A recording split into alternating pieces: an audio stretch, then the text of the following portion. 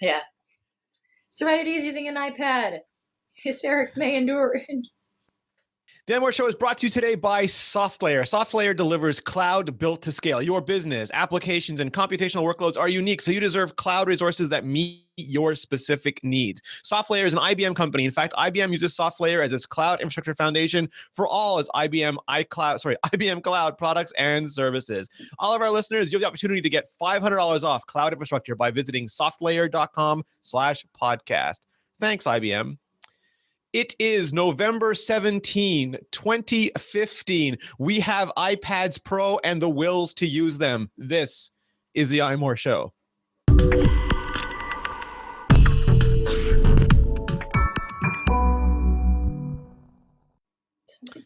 Serenity Caldwell, are you feeling better? I am feeling much better. Thank you, Rene Ritchie. Awesome. I am mostly alive. Getting my endurance and my liveliness. I'm writing again, so I'm really excited about that. Awesome. So basically you had the Miracle Max pill, right? And that's just it just jumped you right up. I was mostly dead. And then they told me that I didn't have scary things going on with my heart, and then I was okay. Yeah, you and Don Melton you just wanted all the attention last week. At the same weekend, I feel so bad for Don because Don went in with serious, potentially serious problems, and I went in with what I thought were potentially serious problems, and they threatened to me were potentially serious problems, and then by the end of it, they're like, "No, just kidding, you're fine. You just had an anxiety attack." But the thing is, you don't know. The human body does not know. No. And Georgia was telling me this horrifying thing where if you're trained to understand panic attacks, you believe that you're trained to understand them and you won't fall for them. And then you fall for them anyway because you think you can't fall for them. It's horrible. Yeah. Yep. Turns out panic attacks, anxiety, no laughing matter. Nope. Even if you're not predisposed to them. But yes, I'm feeling much better. And I got an iPad Pro last week. So that helps a lot with the feeling of the better because I could mess around and play with things. I want to talk about all the iPad Pro things. Quick announcements though first. Apple Pay has finally hit Canada. Yay! Only Amex though, right? Yeah, so it's Amex. It's Canada today. It's Australia on Thursday. Amex, because Amex is an integrated provider, much like Apple. They're their own bank. Other credit card companies, Visa, MasterCard, you have to go through a bank. In Canada, it's not that terrible because the banks are nationally chartered and we have some Caisse Populaire, which are like credit unions. Mm-hmm. But they say, we have contactless payment for years. We do not need your stupid American technology. And they're poo-pooing it. And Amex is like, all right, opportunity. Bam. Yeah. Fun. So I got a chance to go to the Eaton Center yesterday because the Apple Store there had already set it up. So I got the demo there and I got to talk to the people from Amex. And they were super excited because they were so excited. They said they consider Touch ID and the PIN code on the iPhone as secure as signature or PIN code on a payment terminal. So they're not even putting a credit limit on, because usually you go to Sears or someplace and it's over $100. You have to use PIN and chip. Here, mm-hmm. You can't use contactless anymore because they don't want you to just drop your card and anyone can pick it up and go buy furniture. Of course. But with Touch ID, because of the secure element, you can you go nuts, go buy your car, buy your Tesla, whatever. It's goofy times, Ren. Buy your Tesla on an Amex. I think the folks at Tesla might have something to say about that. Elon, come on, you're part Canadian. You can get with this. So anyway, I mean, I know for you, it's no big deal anymore, but it's nice to have it even in limitless capacity. Yeah. I am glad that you have joined the 21st century, Rene. Do you have Panera there? Can you? No. We have so you're not quite there. We have so much wireless infrastructure, though. But the thing is, American Express is not taken in many places as MasterCard or Visa. But they did say McDonald's and Esso and a bunch of other big places will be taking it. So it's a first step. And we have so much the infrastructure. So just all the other banks, it's embarrassing right now. So please hurry up and do this. Tisk. Just embarrassing. The other thing is, I went to New York for the weekend and I came back with a Hermès cuff. Oh my God! This is why I can't travel. Hold on. Okay, I'm gonna run away while you talk about your Hermès cuff, and then we'll compare. Okay. So I don't know. I saw it. It looked great. They had it in stock. I'm more than half a moron. I'll put on the Hermès face so you can. Oh, calendar, you are my essential enemy. This is hard. Here we go. Hermès watch face. So it is an Apple Watch steal. It just has a fancy band, but I reconcile the doubts about it by saying that it's really two bands in one. You can take off the cuff and then you just have the regular Hermes strap. And it is fancy Spanish or French or something European leather, Ren. Yeah. So, in response, I show you my faux Hermes cuff. This is $30 off Amazon. I'm gonna cry now. Yeah, well, so this is very obviously a Chinese knockoff. From the front, I think it actually, here, I'm wearing a patent quill slim band right now, which I kind of like. It's very pretty. They do great stuff. They do really great stuff. It goes really nice with the gold aluminum, that is. I'm not a millionaire. So I got this guy 2 weeks ago, the Hermes cuff, and since then, the fake Hermes, the Hermes cuff, which, like the Hermes, yeah, you can turn it into a single band if you want. So I'm going to put this on live just for fun. Together, it actually looks very similar from the front to the Hermes cuff. Oops. But with gold. But with beautiful gold, yes. Well, I actually have the proper Hermes watch. So there's my Hermes cuff. I'm going to put that on. That's right, because you have the Duplitor Hermes. I do. I do have a real Hermes sitting around here. Thanks, Mobile Nations. So this goes on like that. Same basic principle as the regular Hermes. I think it's actually designed to look very, very like you wouldn't be able to tell this on the outside. The places where I think it makes most of a difference is the fit and feel quality. So this is what's really cool about this in one way is that this is actually a 38, if you'll notice. Yeah. It's designed, they come in both 38 and 42. So if you have the little watch and you want a cuff style, you can get an off-brand Chinese cuff. And it looks, as I said, very, very similar. It is so much more uncomfortable than an Hermes band. And I say this, here's the actual double tour that I have. So the front of the double tour and the front of this look almost identical, yeah. Right? It's same basic color, same basic stitching. The back is where the inconsistencies start to show. What, Rene, if you take off your watch, yep. What does it look like underneath it? Oh, so here, don't drop it. Yeah, so here is the back of the Hermes cuff, and it only comes in 42. So here is the back of mine. So I'm guessing yours is double patented leather, right? That's yeah. Not the underside of the leather. Whereas this one is, even though it has this nice little stitching, this stitching is purely decorative. The stitching actually isn't holding a second piece of leather together. So this right here is just the soft underbelly of the not really high quality leather that they're using for this band. And in contrast, if you look at this guy, this is my double tour. The double tour has two pieces of leather, and if you notice, it has this bump on the underside, which is kind of this padding. Yeah. That provides more comfort to your wrist. Well, Hermes knows how to make their leathers. They really do. And yeah, in contrast, here's my Hermes blue. In contrast with the Hermes brown. You notice I haven't worn the blue a lot either. So it's a little bit longer. And like the faux cuff, it is only single lined. Yeah. So it doesn't have that nice double backing, which is a shame. But also this is $30.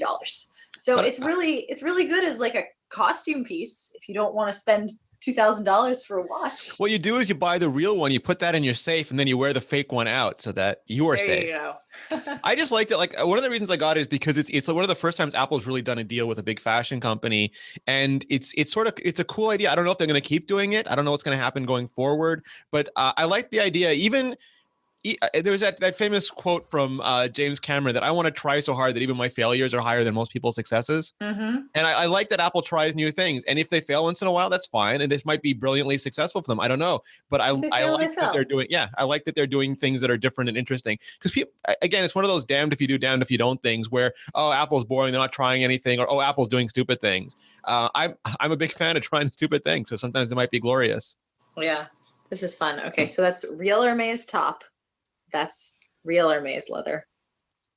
And the real Hermès back. And this is the faux bottom. You can see it's a lot more crinkly. Why must you do things to make the Hermès family cry, Serenity Cardwell? I'm showing people what they get if they pay for a cheapo band on Amazon. And the Hermès side is like, I don't even know who you are. I'm not talking to you. Stop looking at me. They're like, what? Why would you do that? Here we go. Double color. One real, one fake. Dun, dun, dun. I got the new Apple Saddle Brown band a couple weeks ago, which I really like. And as soon as I got this, I took it off and my mom stole it. And now she's using it and she really likes it. Of course she did. Of course she did. All right. To stop making Hermès cry, I'm going to put on the real Hermès band. Awesome. All right. So we're going to take a very short break and then we're going to come back with all the iPad Pro that you could possibly handle. All of it. So much iPad Pro. All of it. All of it. So this episode is brought to you by lynda.com, the online learning platform with over 3,000 on-demand video courses to help you strengthen your business, technology, and creative skills. For a free 10-day trial, visit lynda.com/iMore. That's lynda.com/iMore. Lynda.com, what is it? Who is it for? It is for problem solvers, for the curious, for people who want to make things happen. Maybe you want to master the new Microsoft Office, learn negotiating tactics, build a website, boost your Photoshop skills. Go to lynda.com and feed your curious mind. You can do things like going paperless. We're going to talk about the iPad Pro soon, and I have a huge paperless work case for this. It has been so great that I'm becoming allergic to paper, and I need to find solutions for this. And lynda.com's got a fantastic course for that. Income tax fundamentals. You might think tax season is over, but no. The new one is coming and you want to have everything in shape before it gets here. Growth hacking, iPad and iPhone security. There's just so much great stuff here. You can watch and learn from top experts, people who are passionate about teaching. They're not just experts, they're expert teachers. They stream thousands of video courses on demand. You'll learn at your own schedule, your own pace. Courses are structured so that you can watch them from start to finish or consume them in bite-sized pieces. You browse each course transcript, you follow along, you search for answers, you skip to the point in the video you want. It's a huge time saver. Sometimes you don't, like if you want to, you can sit there and take the whole course. But if you just have a problem, you just need a solution, you can go right there, get it, and get on with things. Take notes, download tutorials, put them on your iPhone, iPad, Android device, create and save playlists. The list literally goes on and on. So here's what I want you to do. Your lynda.com membership will give you unlimited access to training on hundreds of topics, all for one flat rate. Whether you're looking to become an industry expert, you're passionate about a hobby, or you just want to learn something new, I want you to visit lynda.com/imore and sign up for your free 10-day trial. That's lynda.com/imore. Thank you, Linda. Thanks, Linda. Ooh, so Serenity. So Rene. So much iPad. So much. I can't even fit it in frame. It is so much iPad. I can't fit it in frame because I'm using it for this hangout, which is kind of crazy. I will be your Vanna White. I will do the demos. All right, you can do the demos. I just took a picture that I'm going to post on Twitter of what my setup looks like because actually the Hangout app has really cool. Yeah. So iPad Pro, you and I both raced out and bought them. The whole thing was really weird because they said that orders were going to go up on Wednesday, but the rumors were that they'd be in store on the Friday. Although I think Mark Gurman originally said they would be in store on the Wednesdays as well. But that's really weird for Apple. They don't typically do the first order the same day that they're in store. And then lo and behold, they were in the stores. I think it surprised everybody, us and the retail employees included. They were. I ended up calling calling the Apple online store, intending to try and call and find out if a physical store had stock. And they're like, shipments should start later this week, which usually means Friday. And then I'm like, no, the Pro's in store today. And he's like, the Pro's in store? Really? Well, Apple said later in the week, right? Was so confused in the press release. Yeah, he's like, I've been telling people that they'll be available later this week all morning. Thank you for letting me know because they didn't tell me. And I'm like, oh, Apple. Yeah, so I bought the one I have here is a review unit. This is Apple's iPad, not mine, but it's space gray. I picked up the gold one because it's. I used to joke about it, but it's become a thing now. It seems like the only acceptable color because it's. Space gray is hard to photograph because it shows dust a lot, and then silver kind of disappears when you want to pull it off of a background. So gold is the most convenient color for me to use as someone who blogs about, who has to take photographs of this stuff. Yeah, they only had the silver available when I went, and I was at that time too sick to want to drive to Natick, which was the next closest place that had the space gray. Normally, I like my iPads in space gray. I don't like white borders, and I think I think my next iPad Pro, because I do think I will get both. I love this one, and I think I will get the next generation. My next iPad Pro will be dark, but I agree with you. It's really hard to photograph because everything shows up. The Apple TV, Ren. I have all of these photos from our Apple TV review, which is coming, by the way, now that I am no longer on death's door. I have all these photos for Apple TV review that I had to scrub like heck in Pixelmator to remove so much dust. So much dust. Black is not friendly. Yeah, so white and silver. I have the gold Logitech Create case, so I feel like I've got my fix of gold with my iPad Pro. I don't need anything more. Was that the only one? Because I picked that up too because they didn't have the Apple keyboard in stock, and that's the only color they had for the Logitech. They did not have the Apple keyboard in stock. They had the black one in stock, but I decided to go red and gold because red and gold are my colors, and it's autumn, it's fall. It works for me. Iron Man is Iron Man's iPad. Yep. So this is pretty ginormous when you look at it. Let's turn this. Oh, it's huge. That was my first reaction when I actually picked it up. I'm like, this is an iPad. This doesn't feel like an iPad. At the same time, it does, but it doesn't. Yeah, and then you pick up your iPad Air and it feels like a mini. Yeah. Oh, it does. It's the same. Oh, excuse me.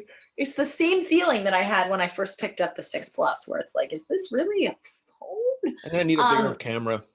Well, the weird thing to me is that it feels like a touchpad computer. That's awesome.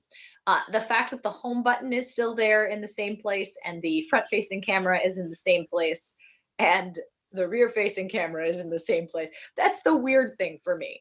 That's the part where I'm like, what is going on? Because it doesn't feel like it should. This is not a device that I hold in portrait very often. No, this is true. A device that I'm feeling very, very much that I want to hold in landscape.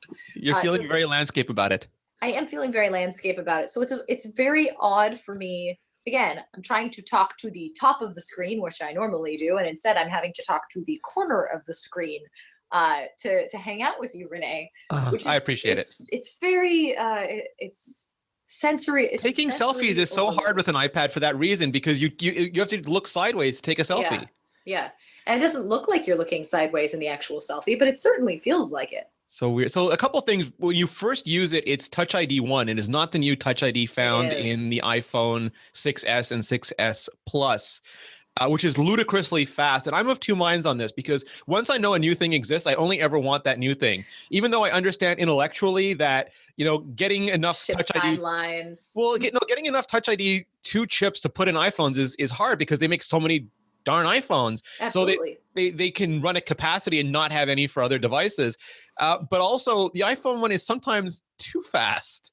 And I'm kind of and so there are times where I want this to be faster, but there's times that I'm just happy that it's not. Yeah, I never use the lock screen on my iPad, very rarely, so I don't really mind the fact, I wouldn't have minded Touch ID too. But I'm also honestly not using Touch ID all that much because when I'm using my iPad, I'm using it for very long periods of time. Whereas with my iPhone, I'm constantly picking it up, putting it down, picking it up, putting it down, picking it up, putting it down. And the need to have quick unlocks is much, much more vital there. Yeah. Also, still almost too fast though. It is, but I like it. Yeah. It's not too fast. It's okay. No, apparently rumor has it that they could go faster, but I don't know if that would be humanly possible. Like, would you start to approach it and it would just unlock because it knows that you're there? Escape velocity, yeah, exactly. And the other thing is the screen.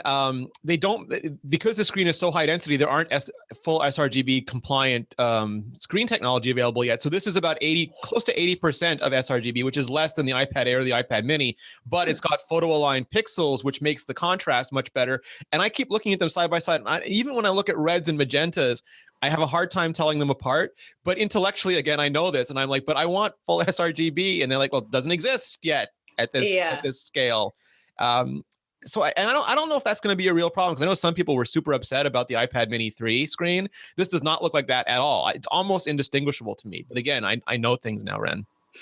I know things I cannot unknow. Yeah, I've been very impressed by this screen.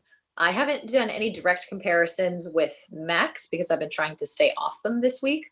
But in comparison to my original iPad Mini, obviously is night and day. But in comparison even to my iPad Air 2, this screen feels better than the iPad Air 2, even though I know it's not. Well, you have the same problem I do, is that you have that new 5K iMac with the DCI-P3 screen, which is so pretty, beyond sRGB, and kind of ruins you for everything because you just know that there's better stuff out there. Yep.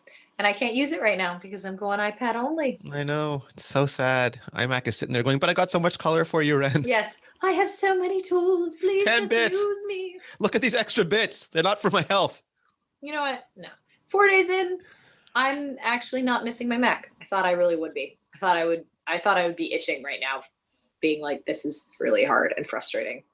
I took my Mac. So I flew into Toronto yesterday morning, like at 6 a.m. and I flew back like at 9 p.m. And I took my Mac with me because like just if anything goes wrong with iMore, there's like, so it's so complex to try to fix it because you need VPNs and I have all sorts of files and things that are on that computer, but I didn't have to open it. And I just used the iPad Pro all day because I had to wait for different meetings and I spent most of the time at coffee shops. And I just realized this morning when I opened my Mac and watched iMessage try to spool up as it does when you don't open it for 24 hours. Mm-hmm. But I hadn't even used it yesterday and I didn't realize it. Yeah, it's very easy to get in the habit of just using the Pro. And I say this as a die-hard Mac user, as someone who does lots of crazy stuff and likes multiple windows and chaos. And, you know, I've tried on several occasions to make an iPad more of a part of my workflow. And the most I've gotten is using it as a pixelmator fixer-upper. Basically using it to fix photos that have blemishes because it's easier for me to do it with my finger or do it with a stylus than it is to try and do it with a mouse on the Mac, especially because Pixelmator has handoff with my Mac. But overall, I have been very I love the iPad. I love what it represents, but for my workflow, I have been very anti-iPad. I've been very, like I said this, I'm writing a journal for the next 7 days about my experiences going iPad only and the various tasks that I'm using with it. Which is great, and everybody has to read it. Yeah, it's been really fun so far. Day 4, stay tuned. Lots of different styluses. Hear about my drawing exploits. It's been really fun so far, and fun was not the word that I expected to use. I expected to use frustrating a lot more, where I was fully prepared to run into problems and know I can't do things. And give up, right? Yeah, exactly. Like this, like Hangouts, for example. At the beginning of the week to Rene, I'm like, well, I'm going to have to cheat and use my Mac for podcasts because there's no way. And I did pseudo cheat yesterday. I was on an episode of Upgrade with Mike and Jason Snell on Relay FM. But what I did, I used I used Screens by Adovia to it's not, you wouldn't call it telnetting into your Mac anymore, to screen share with my Mac, and then controlled Skype on my Mac and essentially used it as a dumb recorder, so that I was still connected to Jason and Mike via my iPad, but I was able to use my good microphone by remote controlling my Mac. And that's just because you can't do a Skype call and call the Skype call on iOS at the same time. Skype hasn't built in that functionality. Correct. You cannot record the full context of a call. You can record your end, which is nice, but you can't actually record multi-track while actually doing a call. That has to do with iOS's audio limitations. I'm really, really hoping that Apple figures out a way to fix this, because that is one of the only major limitations I've run up against in iOS 9 with the iPad Pro, where I'm like, you make this change, you give apps access to system audio, both input and output, and you open up a whole new slew of exciting tools for podcasters, for transcriptors. You know, that's the only like niggle. But look, I'm doing a hangout with you now, and granted, we're just using my iPad's camera and I don't have an external mic, so I apologize in advance, folks, if this audio is terrible. And it will be more terrible than usual because I'm not using my fancy $200 mic. But it's doable. And I don't know, your video is really clear. And what I also really like is that I was able to pop the Hangouts video out. I posted this on Twitter. I popped the Hangouts video out and I was actually able to move it over to the camera. So now when I'm looking at you, your face is right next to the camera. So it feels a whole lot less awkward than me trying to talk to the middle of the screen and then the camera being over there. Yeah. No, I mean, like I've been reading the series. The series is great. Everyone again has to read it. And I will listen to the podcast yesterday and it was surprised because Jason said he was even editing multi-track. I forget the name of the app he mentioned, but Ferrite. Ferrite. Yeah. And if you've read Jason Snell's epics on how he does his editing, he is not a lightweight editor. He strips silence. No. He does all sorts of stuff, and that he could do it and be happy with it, to me was really great to hear. Ferrite is excellent. Is absolutely excellent. So you've got what's the best way to tackle this, Ren? We've opened up the iPad. We've got it. It is such a big screen. For me, there's like 3 or 4 big categories for here. You have people who just find traditional computers inaccessible. And I told the story before. There are people who everyone has a relative like this. They're super smart people. They could be the smartest people you know, but they're like, my internet is gone. And you find out that buttons. Yes, well, Safari is behind Word and they can't see it anymore. And out of sight is literally out of mind. And the iPad is just simpler to use. It's easier to understand. It's a modern paradigm, and it's direct manipulation, which for some people is so much more understandable than using a mouse and pointer and trying to move things around. So for them, they've probably been using iPads before, but this gives them a bigger scale and more power. And I'm super impressed with this A9X chip. And there was a really dumb article on Engadget, and Patrick Moorhead, I don't know what happened to him because he's usually really rational, but he was like saying it's no big deal. And Apple could have gone with Skylake in the iPad. And I wanted to, take his keys away from him and order him an Uber home. But this chip is phenomenal, and it's phenomenal primarily because Apple gets to create the silicon and write the bits to that silicon at the same time. They've developed it all, yeah. And you were talking about this a couple weeks ago, where you are now doing 4K video editing on your iPhone and now iPad that Macs struggle with that are even a couple of years old. Yeah, it's really impressive to me just how well they've coordinated their hardware with their software. Now, that's not to say there aren't bugs, but it does allow for really cool things like native 4K editing, or on the iPad Pro, you have 3-stream 4K editing, which, some high-end productions struggle with that.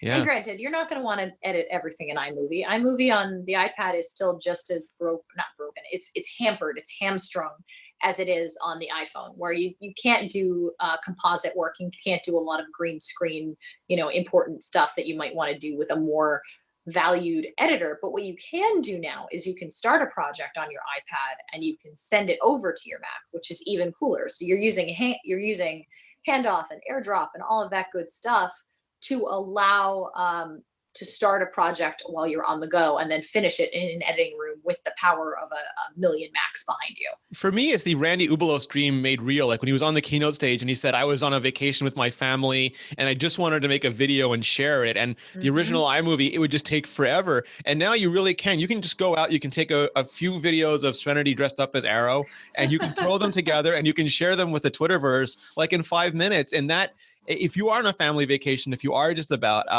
you did your whole iPhone 6s video using iOS devices. I mean, I did. For some things, it's. I don't want to say better because better is the wrong word. For some things, it's more efficient, more convenient. It's more appropriate. This is the thing. You can always use better tools, like the most peak perfect tools for every job. But it's like taking a hammer to something that might require a screwdriver, right? Where there are just different tools are required for different jobs. Is an iPad going to be perfect for every job that you would normally do on a Mac? No, it's its own device. And that's what makes it so special, honestly, is that not only can it handle a certain subset of tasks that you'd normally be able to do on a Mac, it actually handles them in some ways better and different. And like a great example is our image workflow, which I've been doing on the Mac forever since I started at iMore, involving taking photos with a Canon Rebel with a good high quality DSLR camera. Pick your poison, and then offloading those photos via SD card, and editing those photos, resizing those photos, saving those photos for web, and then uploading them to our CMS, and or taking screenshots, laying out screenshots side by side and putting in zooms and building these nice little screenshot diagrams and then putting them in our CMS. And when I was lamenting to Federico Vitici of MacStories.net the other day, I was just like, well, this is one of the things that I'm worried about working on the iPad this week. I'm not sure that I'm going to be able to compromise my image workflow, because when I upload an image, it only uploads to the CMS as image.jpg, and I don't have any control about my compression. And he's like, oh, Serenity, here's workflow. And I was like, oh, right, workflow. Workflow, for people who don't know, is a very powerful automator app for iOS and lets you do all sorts of really cool things. And Vitici, of course, has been writing workflows pretty much since the app came out. He's a maestro. Oh my gosh, he had really helped me with 2 different workflows. One that helped me rename, resize, and save my images in iCloud Drive or Dropbox, where I could then upload them to the CMS with unique names and at the right size for our CMS. But he also made me a really amazing workflow using Workflow's combine action that allows you to put screenshots, and you could also use pictures side by side with a certain amount of spacing. So I now have workflows that are presets for combining and building screenshot flows for our how-tos. And that's something that used to take me a long time on the Mac to do. And with this, I have half of my toughest job already done. And then I just need to go in and add call outs and be like, oh yes, you want to click this in this set of 3 screenshots. It was just one of those things that I had never really considered doing on the Mac. I know that I can do AppleScript and stuff, but AppleScript is very, to me at least, AppleScript has a high degree of difficulty associated with it. It's not approachable. It's a high bar of entry. It's not approachable at all. Whereas Workflow introduces you into the app being like, let's make a GIF. See, this is really easy. And especially if you have friends or you go through the gallery, you can very easily see how something's built and you can adapt it to fit and further enhance your needs. I love Workflow. I could spend weeks messing around in Workflow because it's just so fun. It's drag and drop. It's mess around with something. If it doesn't compile, if it doesn't execute, then you throw it out and you try something else. And because iOS is sandboxed and in this kind of little play area, you're not really hurting anything if you make a bad workflow. It's just like, oh, this didn't work. Okay, I'm going to try the same thing with the same picture and see if I get a different result. Yeah, no, it's really, I told both you and Tichy that I use my iPad more like a 4-year-old. So I don't, I have to learn how to do all those workflows eventually. But even so, even just with the slide over, the split view, the picture in picture, I was sitting at a coffee shop yesterday. I had notes open on one side and I had various PDFs and websites open on the other side. I wrote the article about Canada, about Apple Pay coming to Canada entirely in the Notes app. I wrote I forget. I think I did the final version of the international Apple TV review that I still need to add images and stuff to, but I did all that mostly on the iPad Pro while I was on a plane because they made everyone fold their laptops away, but you don't have to fold your iPad away. No, you don't. So I was just sitting there typing away. I've heard you talk about the virtual keyboard before. I've always liked the virtual keyboard. I never remember to use it. So when I start using it again, I go, I don't even have to push keys down. This is so great. And I just trust an autocorrect. And sometimes I pay the price for that. Yeah. But I was just typing away and then going back and fixing little autocorrect things. But it's so much better. It's so much better. Like there are bugs. Like the virtual keyboard keeps popping up for me, even though I'm using the physical keyboard, which is not as frustrating as on other iPads because the screen is so big, but still hella frustrating. But I was sitting there, and I don't know if people have seen it yet, but this is the Apple folding. So I'll put it back in all its glory first. So what you have is the keyboard case, and it's sort of, I don't know, S-shaped, lightning bolt shaped. I don't know what you want to call it, a question mark shape. Yeah. And then you open it up, and you've got to unfold the case, unfold the keyboard, which is magnetic. Then you, doing it while standing up, non-trivial.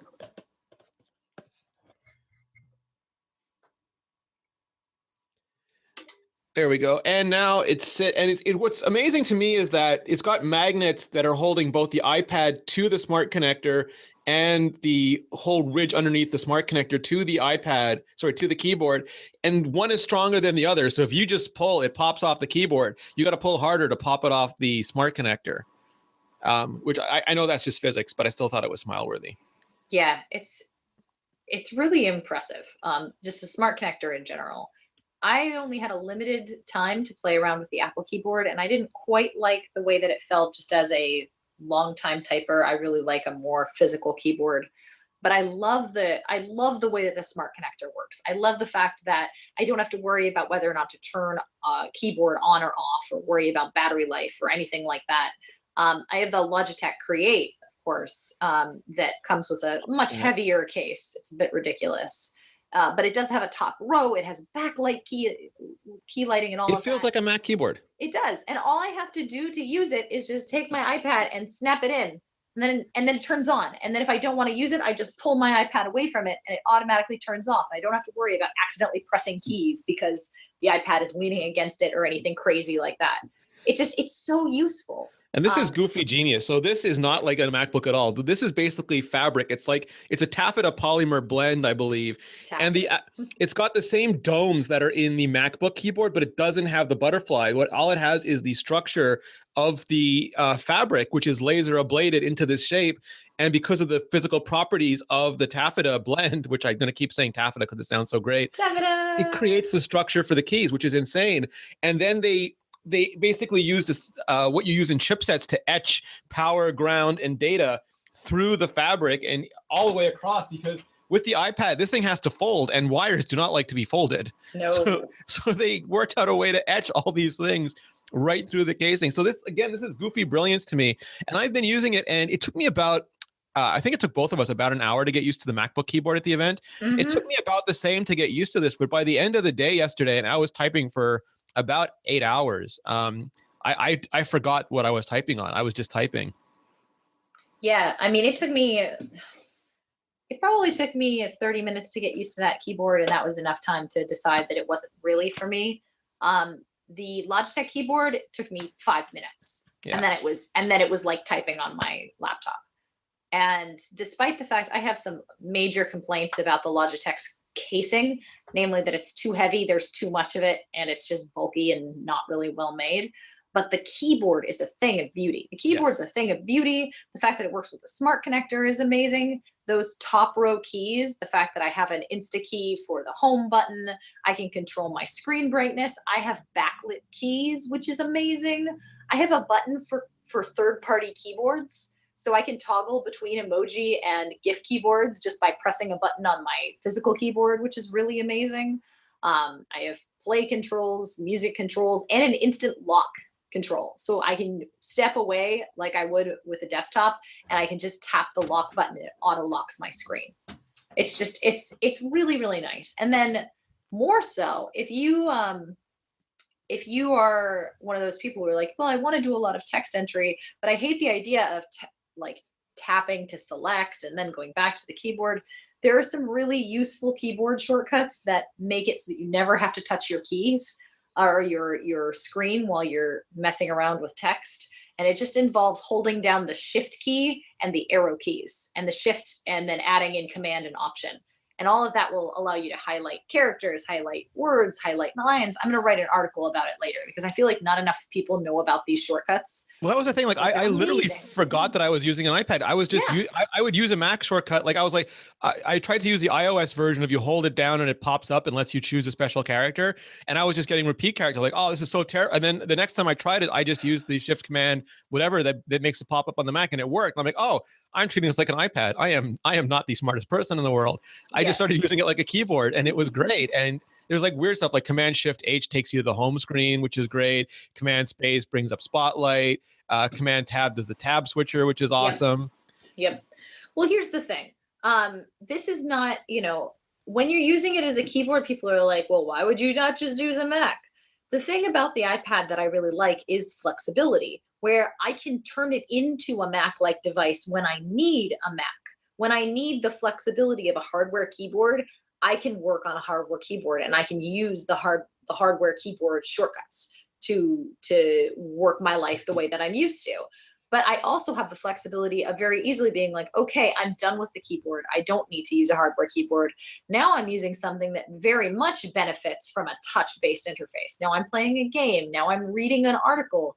Now I'm doing something that maybe requires a hybrid, like video editing is a great example, or podcast editing, where it's really nice to be able to actually take your finger and slice down the audio or the video where you want it to stop, rather than aligning a playhead and pressing the B key and then clicking to do that. Just being able to swipe down or to tap on something.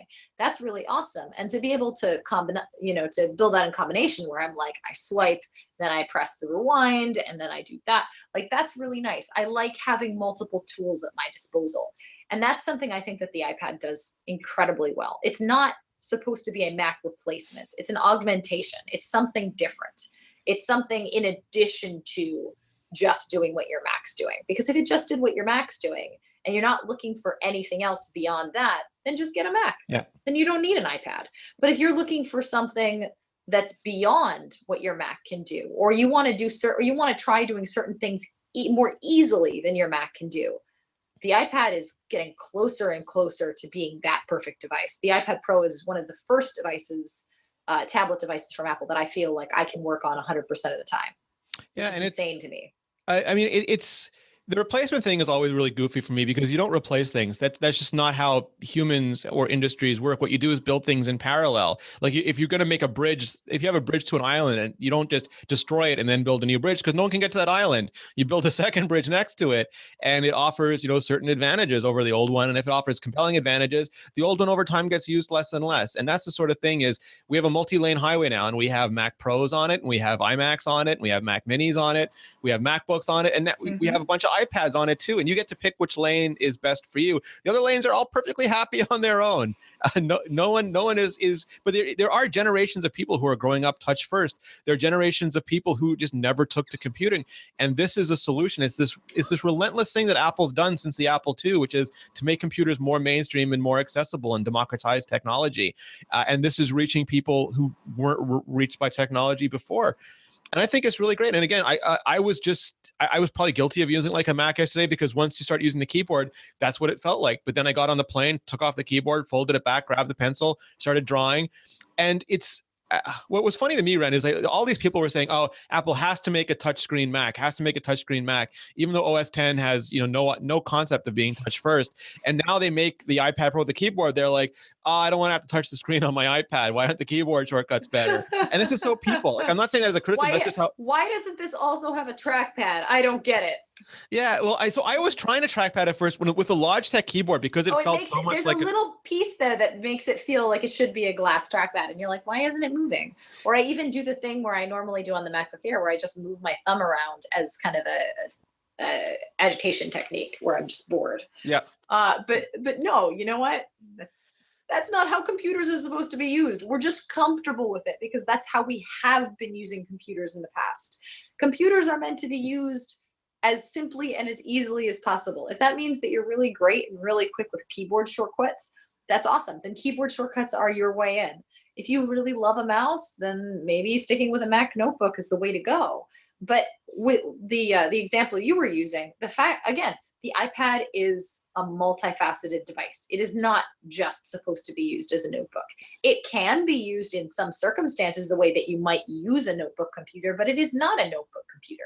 It is a device that can be used with a keyboard, or can be used as an artist's tablet, or can be used just with your fingers, or can be used as a combination with everything at once.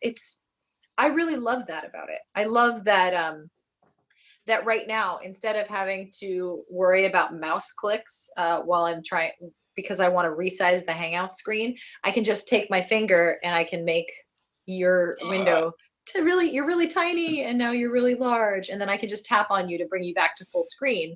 Like, that's really nice. Anytime where it's like the watch, right? A touch screen is not meant to have your hand hovering like this the whole time. Ouch. Yeah, this is heavy. This is not good. But what a lot of good, well-made iPad Pro apps have been doing is giving you, if it's an app that's designed to be used with a keyboard, it gives you all of the commands down at the bottom of the screen. So you're not even reaching up. You're just you're using the bottom row, and then you're just lifting a single finger up like 2 feet to hit a button. And that works extremely well.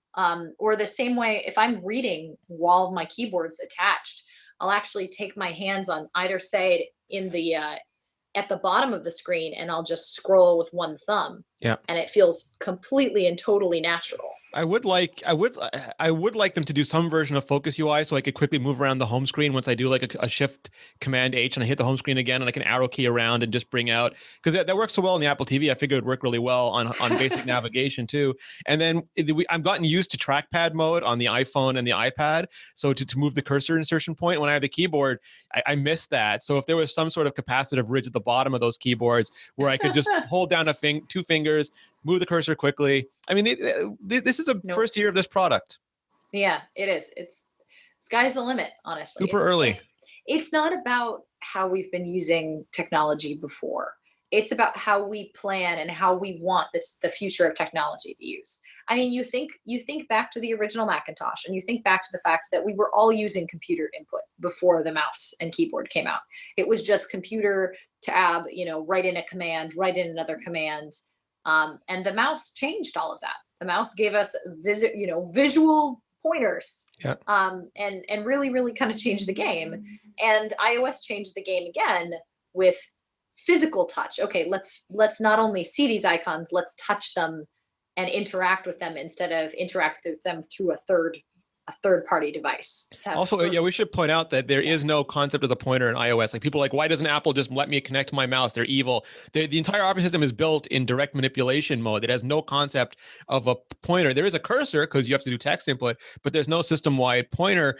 And I'm guilty of this too. Like, this is the worst thing in tech support, where you tell people a solution you think you want instead of a problem you think you have. And you don't want a mouse pointer. You're saying that I need a way to move stuff around, and they can give you a way like Focus UI or something. But it's Henry Ford thing, right? If I listen to my customers, all they wanted is a faster horse. Yeah, exactly. And that's not what Apple has never been in the business of making a faster horse. Apple has been in the business of making a new horse, making a better horse. Sometimes, most times. Yeah, this is not a notebook computer. Please do not go into it being like, I need a notebook computer, and why can't the iPad do everything my notebook can do? If you're looking for something to be a direct one-to-one replacement, then just buy another notebook. Buy a MacBook. That's why they made them. Yeah, exactly. Buy a MacBook, buy a MacBook Air, buy a MacBook Pro. If you really think that you want an operating system and a touchscreen system, buy a Surface. There's nothing stopping you. I feel that with our friends, especially like they're like, oh, why is there a MacBook and there's not enough ports? And I want to just take them by the hand and lead them over to the section where the MacBook Pros are being sold, because that's the computer for you. That's the one that they made for you. They spent all this time making it for you, and they want you to love it. Yeah, exactly. You can't have it always. You can't be like, I want this computer, but I want X, Y, Z, and D. Yeah, we're past the years of one computer being for everybody. Now there is the Airs and MacBooks and Pros, and there are iPad Pros. And if you want a mini and that you're finding iPad Pro heavy, get a mini. Yeah, exactly. Take one more quick break, and then let's talk pencil, Ren. Okay. I'm going to talk pencil. All right. So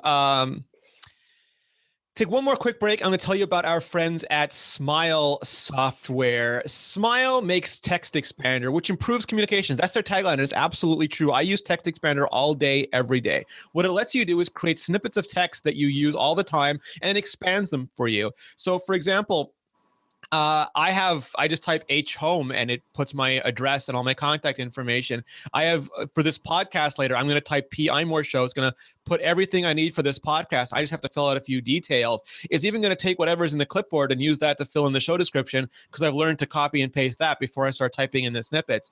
As you type, you just hear this wonderful blip, blip, and it just fills in the text for you. If there's names, you type a lot. If there's email addresses, I type, I forget what it is, like RG something or other, and it fills in my Gmail address when I need to use that. I have one for each email address. It is just so convenient. And TextExpander 5, they now suggest abbreviation. So if it finds out that you're typing things too often, it'll say, hey, buddy, you just typed this same word 6 times in the last, or this same phrase 6 times in the last minute. Why don't you make a quick shortcut? Never have to type it again.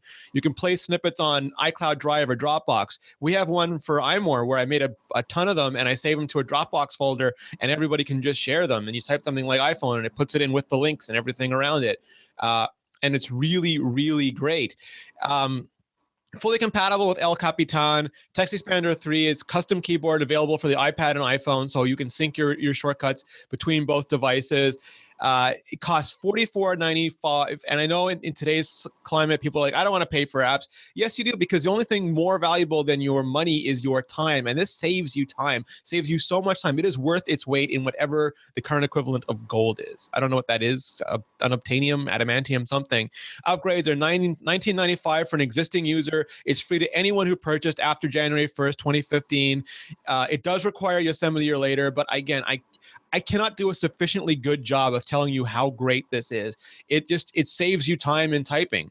If you ever have to type things repetitively, form letters, addresses, blocks of text, boilerplate, anything like that, you can do it in just a few characters and get on with your life. TextExpander 5, available from Smile Software. So all you want to do is go to smilesoftware.com/iMore. Check it out there. You are going to absolutely love it. Thank you so much, Smile. Okay, Serenity, pencils. Pencils. I don't have one yet. I'm sorry. I might have one by the end of today. Here is an Apple pencil. No. Don't make Serenity cry. Cool. It's pretty coal. I played with it in an Apple store and I really want one. Yeah. So it's not a stylus like the capacitive styluses that we're used to, right? No, it is not. So this works. This is not. So if you have just a regular app, this will not trigger things. The developers have to. There's actually a separate set of frameworks, and developers have to implement using this like a finger if that's what they want to do. Apple does it on the home screen. So for example, you can tap icons to launch apps because Apple implemented that, but a developer is free to ignore it. And one of the advantages to that is if you have a capacitive stylus and you add a finger to it, suddenly it's two gesturing all over the place. And this does not count as a finger. So you can do things like in the Notes app, tap 2 fingers down, draw on the line. And it's just, it gives you all the multi-touch greatness, but newfangled electromagnetic plus sensor input Apple Pencil stuff. And I've been using Wacom. So just to back up for a minute, I went to art school as a kid. Art was always my elective. I went to college in a fine arts program. I worked in design for years, used Wacom tablets for decades. And this is and I used to draw. I used to come home from school and draw comic books like every day for years and years and years and years and years. And this is the closest thing I've ever felt to drawing with a pencil on a piece of paper. And I haven't. The thing for me, Ren, we were talking about this before, like the paperless stuff. If you have to go, and I used to do oil paints, and you have to go buy them, and you set them up, and you clean up, and especially if you're trying to do it on the go, like if you're trying to do it in a park, for instance. So it was so much, and this, and I haven't even gotten to spend much time with Procreate yet because I've been busy just doing the basics. But this was the first thing that I did, which was a little sketch of Tim Cook just with his proud little Papa iPad Pro there. And it felt like drawing with a pencil, and it was so fun. And I hadn't done it in so long. I have not stopped drawing. Here is a former co-host of the show, Leanna, also in Notes app. And it's just, I don't know how to describe it. They've nailed the feeling, the tool. And I should say that, some people have said that some apps are laggier than others. And there's two things. There's coalesce touches and predictive touches that are new APIs in iOS 9 and let you do things like take multiple inputs and pull out an output from that. But they also let you start predicting where the things are going. And apps like Notes and Procreate and some other apps do a phenomenal job. But it's something that developers have to tune for exactly what they're doing. So if your experience varies from that, just give the developer a call and say, hey, this, I need this fixed or something. But in both Procreate and Notes, it's just phenomenal so far. Yeah, I've been really, really impressed in my short tests with Notes, with Procreate. Paper has a little bit of a lag. I'm not thrilled with how Paper is implementing pressure sensitivity in their app. I never really have been because they believe pressure sensitivity means opacity and not necessarily line width. Mm-hmm. So your line stays consistent, but it might be a lighter line or a darker line. Whereas Notes does both your line increases as you press harder, and it gets darker, which is a really neat kind of feature. And then in Procreate, you can basically make your brushes do whatever the heck you want, which is fully awesome. customizable. It's insane. James, that we actually did an interview, Guy English and I did an interview with him for the Debug podcast, which we'll have up on Wednesday, where he explained to the nutty lengths they went to make it as perfect as possible. And I love him because he reminds me of Mark Edwards in some ways, is they're just so enthusiastic about the technology that it bubbles out of them. It's great. Procreate is one of those programs that I've never gotten a chance to play with as much as I'd like to, but it always wows me every time I jump into it. I've been doing stylus tests right now in preparation for getting my pencil. I'm doing how does the pencil compare to actual pen and paper, as well as these 6 styluses that I currently consider some of the best styluses on the market. And when my pencil gets here, I'll let you know the results of that. But even with non-pencil styluses, the iPad Pro's screen combined with the new iOS APIs have made just sketching on devices overall so much more enjoyable. Even without 3D touch, I thought I was going to really, really miss having 3D touch on my iPad, and I do to a certain extent. But when it comes to drawing, I don't miss the pressure sensitivity that we got from 3D touch on the 6S Plus. It isn't such a big omission on the iPad that it makes me cry on non-pencil styluses. Yeah, I'm in one way, just to backwards. In one way, I'm happy that Apple's using different names for those things, because the way that Force Touch is implemented on the watch is different than the way it's implemented on the Mac, is different than the technologies are actually different.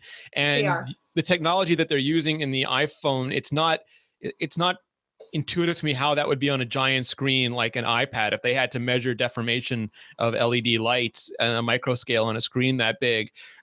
So I do miss it because I've gotten used to using it, and anything that is not totally consistent becomes something harder to make habitual. So I do miss it, but I understand why it's not here yet, and I understand why the 250 hertz electromagnetic sensing of the pencil isn't on the iPhone yet, because these would be giant thick. If Apple put everything into every one of these screens, these would all be inch thick screens.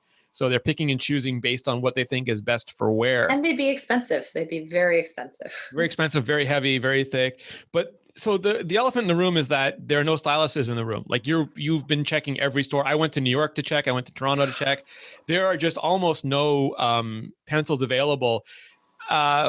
First thing to point out is that Apple is as upset about this as anybody. If they had their druthers, they would have pencils falling off the shelves in every Apple store to make everybody happy, but they just couldn't ship in time. So the alternative is not to release the iPad Pro until there's enough pencils, but huge shopping days in Asia, huge shopping days coming up in America. You can't really launch a product in December. Doesn't really work. Yeah. So they made the ramp best. Up's just not good enough. Yeah, they made the best of a bad situation. It just became apparent at some point they wouldn't have stock for the stuff, and they decided to go ahead with the iPad Pro because they would have abundant stock of that, and then try as fast as they can to get the rest in place.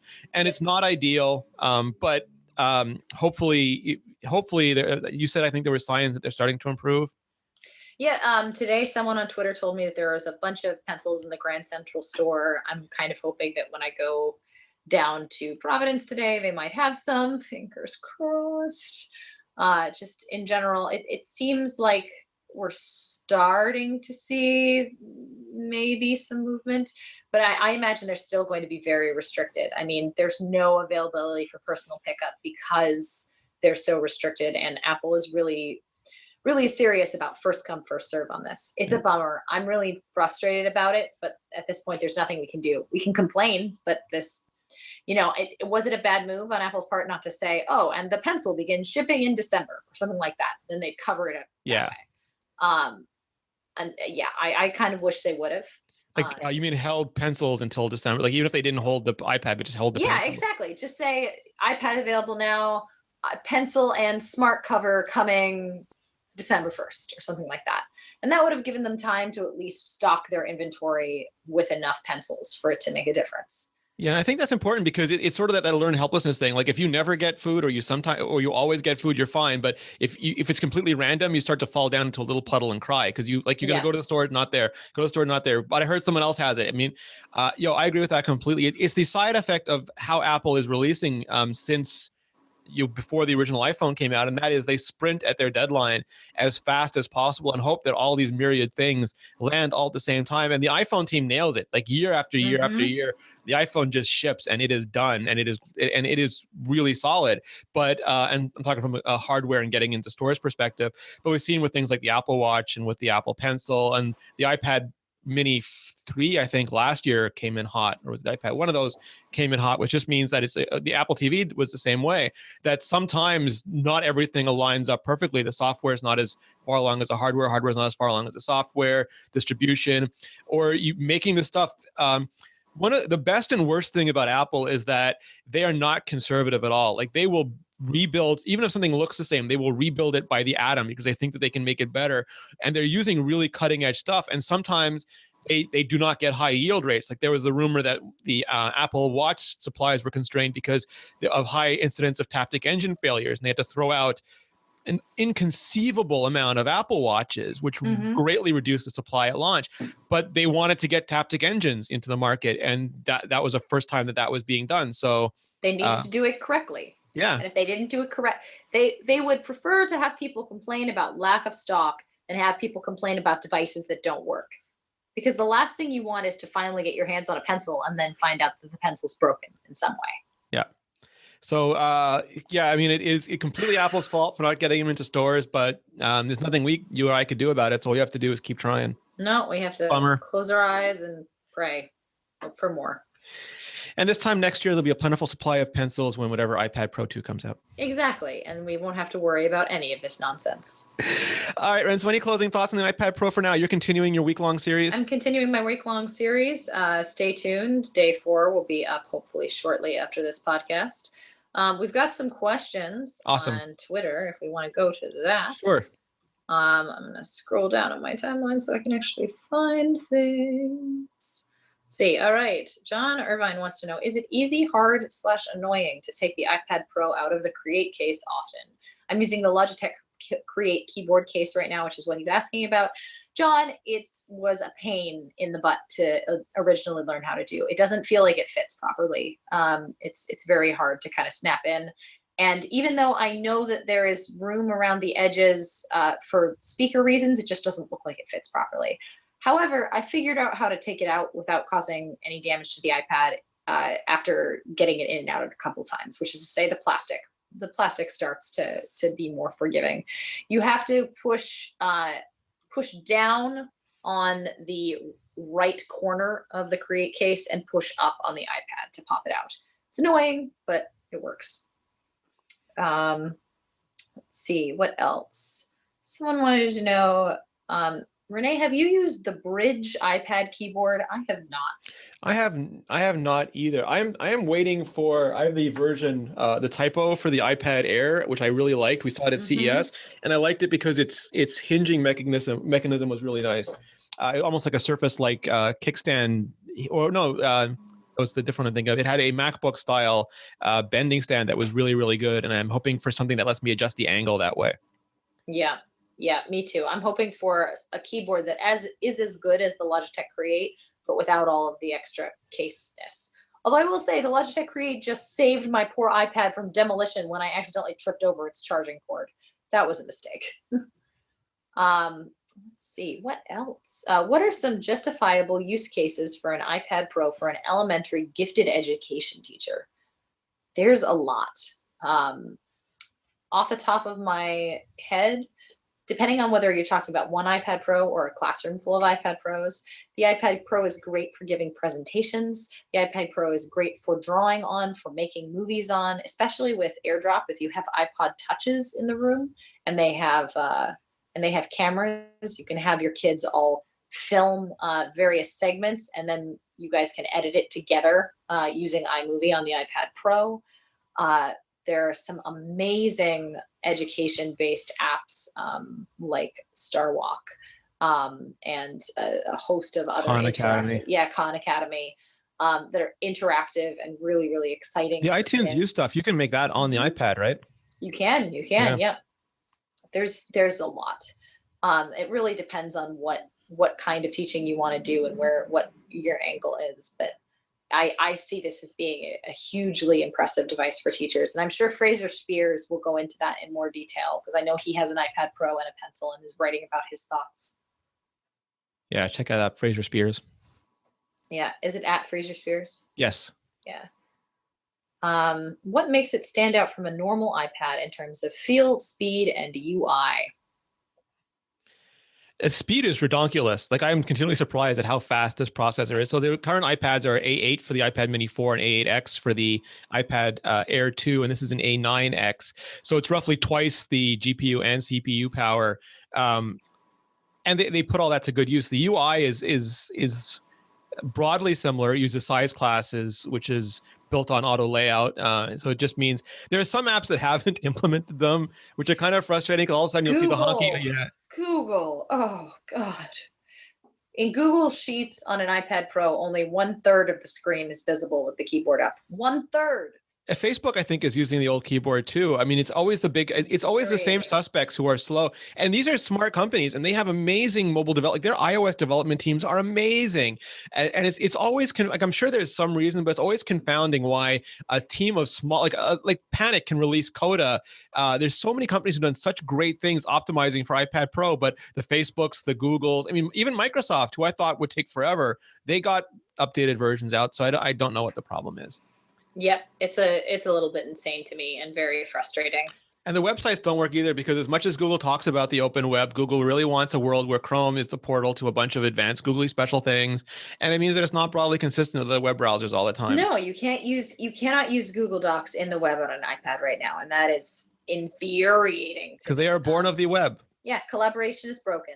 So if you use Google Docs heavily, or any kind of Google services heavily with your iPad, and you want to use it with your iPad Pro, you're going to run into some difficulties until it's fixed. It's very, very frustrating to me that Apple decided to do this, and I'm rather upset with them. In terms of UI, obviously split view is something special.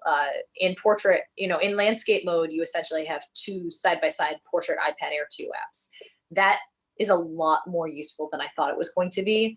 I found myself really, really using and enjoying split view for going back and forth, referencing it on an article, for talking in Slack.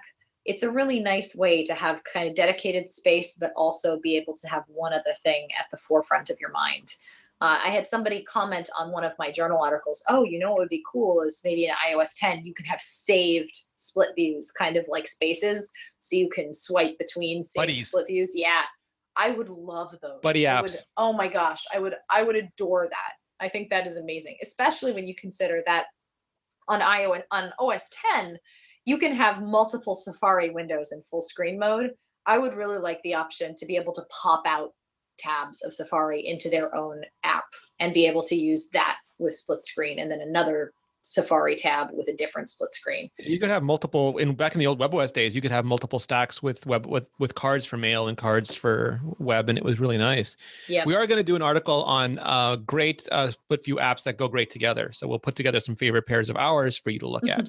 Yes. Mike Scanlon wants to know, does the iPad Pro have a display zoom mode like the iPhone 6 and 6S? Yes, it does.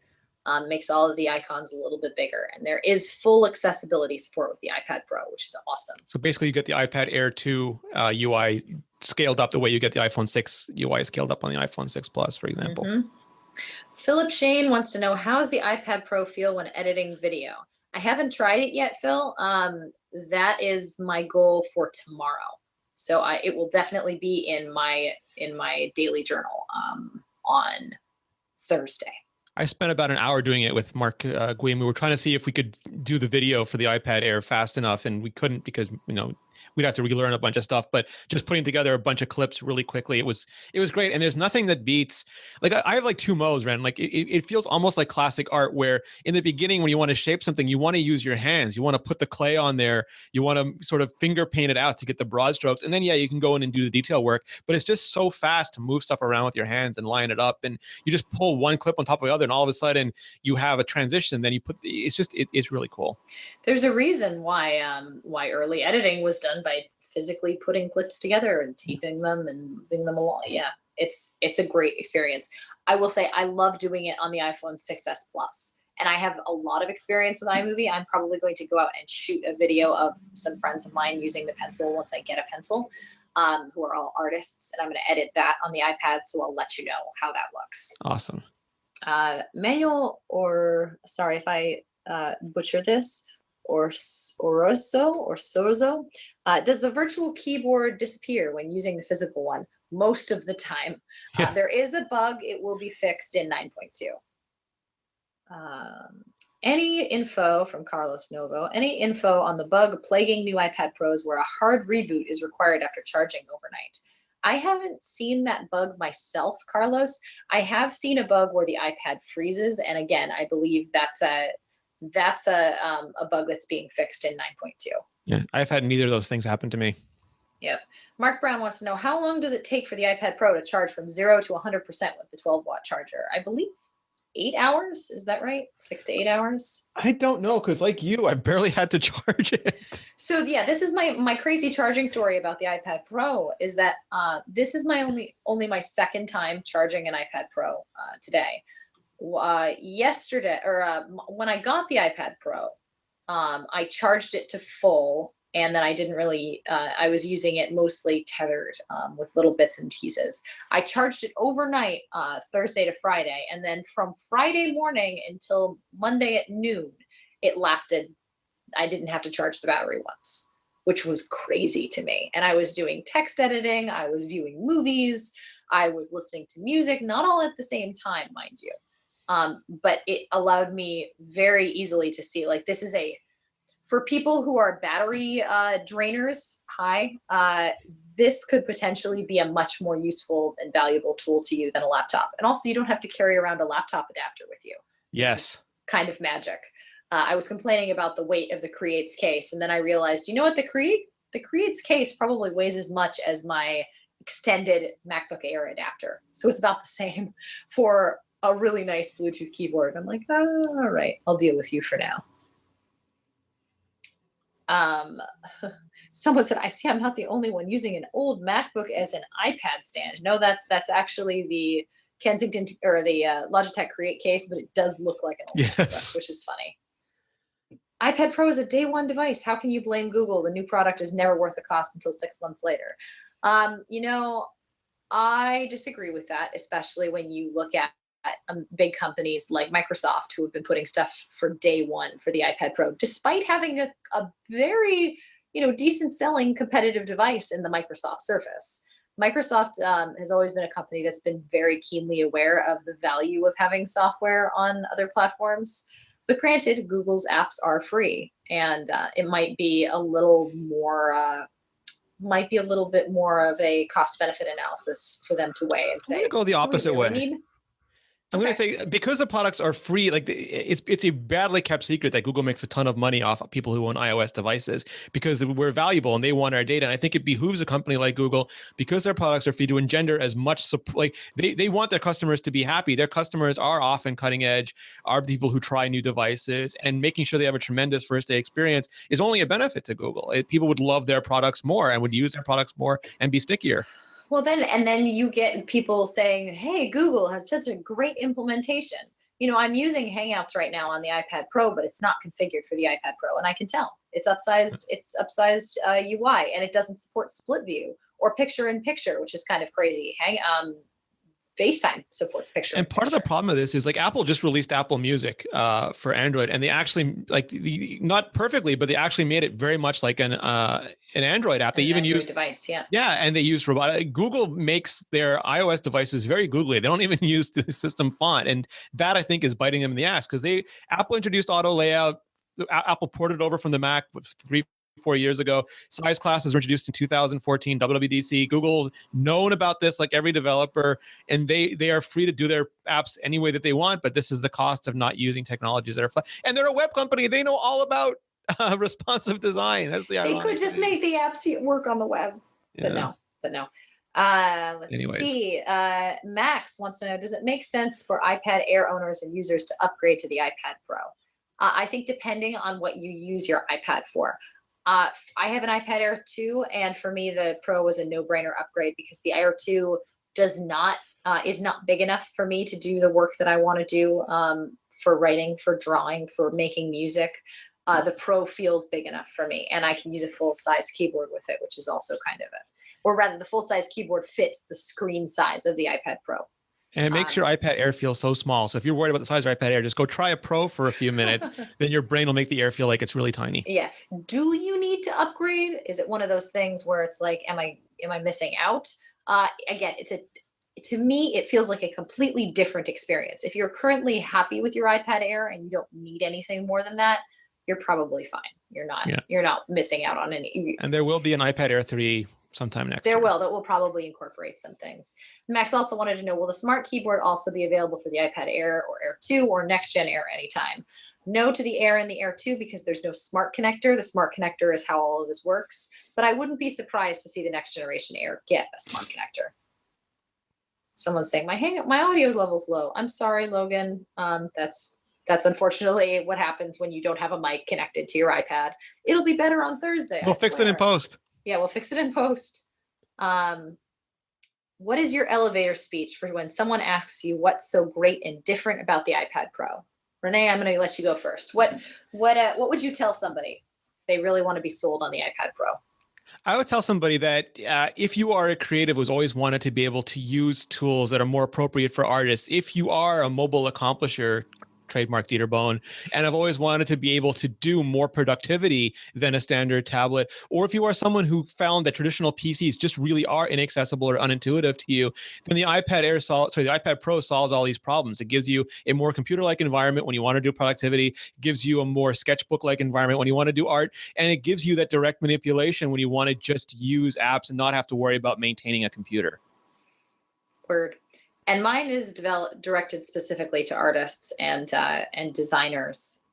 This iPad not only has one of the most beautiful screens of any tablet device I've ever seen, but if you are using an OS 10 iOS environment, this is the best tablet for you as a creative professional.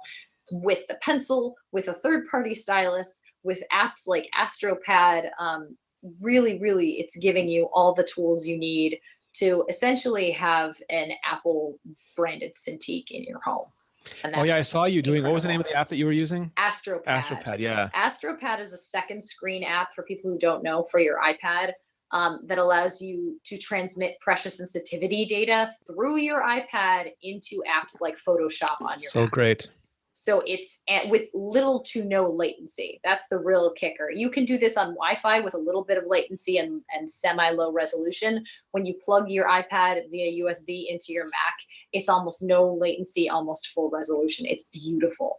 It is one of my all-time favorite apps for iOS, and I think a great example of what makes an iPad special, especially an iPad Pro special. And to your point before about how you would do the fix it, like there's an Adobe Photoshop Fix app that lets you just do that kind of stuff if you're a CC subscriber. And there's a lot of stuff like that. There's an Adobe Comp app. I used to work in InDesign doing all sorts of documents, and it took a long time to set up layouts and to fill layouts. And when I saw the iPad Pro demo on stage and Adobe was just, oh, here's a text box, here's a blah, blah, blah, my jaw dropped. I could have gotten so much of my life back. The speed with which you can mock things up on an iPad Pro is ridiculous for creative types. Yeah, drag and drop. Yeah. It's glorious. Yeah, if you are in a business where you like manipulating things with your hands, but you also have to use a physical keyboard, or if it's something that's also a necessity, this is an even better tablet for you because you have the flexibility of either a keyboard or an on-screen, and you can jump to a physical keyboard or a physical computer via Hangout or via handoff when you need stuff like that. It's really spectacular. And for people who are wondering why would you get an iPad Pro in a world where the Surface does exist, there are people for whom Windows is definitely a requirement. They need to use Windows. They want to use Windows. But there are also people for whom Windows is a barrier. They just do not want to run Windows apps, or use that kind of software on a mobile device. And for them, there's the iPad. It's running iOS. It's running a touch-first, mobile-first, direct manipulation-first operating system with, I forget the number, hundreds of thousands of tablet-optimized apps and new apps coming out, all like apps that are like UMake. I was using, they had a UMake demo for us in New York, and they just brought in a picture of a Coke bottle, quickly traced around it, spun it, it became a 3D Coke. I mean, I used to work in Imagine and Light, the one that came with the video toaster that Babylon 5 was made on, Light something. Oh, yeah. Yeah, I used to work, and it took hours and hours and hours to make even small models. And they showed where the guy was in AutoCAD building a car and the guy was in UMake building a car. The guy making the car in UMake did it on a plane in a couple of hours and took the guy in AutoCAD a couple of days. And the models were not that different at the end. Insanity. And that is, if you've ever worked on these industries, it really is just unbelievable. Yeah, I can't wait. I have a friend who's an architect, and I'm going to hand AutoCAD on the iPad over to her and see what she can do with it. It's a lot of really, really cool spires and castles, Ren. Yep. Just a couple more questions. 10 Pen Mouse wants to know, have you tried AirPlay mirroring from the iPad Pro to Apple TV? How well does it scale to a TV? I have not, but thank you for giving me a great thing to test in my iPad journal. Awesome. That's a really fun idea. And hey, fellow Canadians, is there any word of Apple Pencil availability for Canadian stores?